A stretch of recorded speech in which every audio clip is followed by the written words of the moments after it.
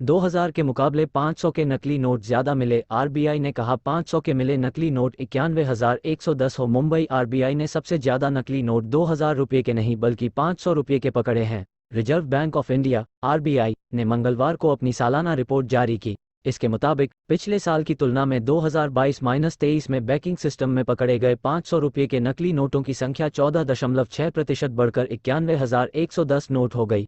इसी अवधि में सिस्टम की पकड़ में आए 2000 रुपये मूल्य वर्ग के नकली नोटों की संख्या 28% घटकर 9,806 नोट रह गई। गौरतलब है कि आरबीआई ने 19 मई को घोषणा की थी कि 2000 रुपये के नोट चलन से वापस ले लिए जाएंगे। हालांकि बैंकिंग सेक्टर में पकड़े गए नकली भारतीय करेंसी नोटों की कुल संख्या पिछले वित्तीय वर्ष में 2,30,971 नोटों की तुलना में 2022-23 में घटकर 2,25,769 नोट रह गई है।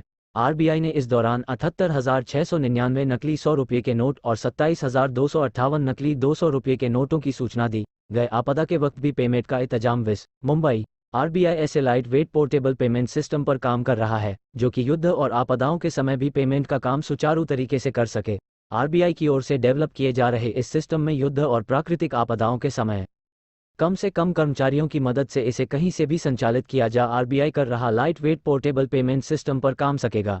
आरबीआई ने अपनी रिपोर्ट 2023-23 में इस नए हल्के और पोर्टेबल पेमेंट सिस्टम के कॉन्सेप्ट का उल्लेख किया है। प्राकृतिक आपदाओं और युद्ध जैसी भयानक घटनाओं के समय आरटीजीएस, एनईएफटी और ओपी जैसे पारंपरिक पेमेंट सिस्टम अस्थायी तौर पर पहुंच से बाहर हो जाते हैं। 2023-24 में जीडीपी ग्रोथ रेट 6.5%। मजबूत आर्थिक नीतियों और कमोडिटी की कम होती कीमत के कारण वित्त वर्ष 2023-24 में भारतीय अर्थव्यवस्था की गति बनी रहेगी। इसके साथ महंगाई का अनुमानित आरबीआई की रिपोर्ट के अनुसार कम होता दबाव भी इसमें बड़ी भूमिका निभाएगा।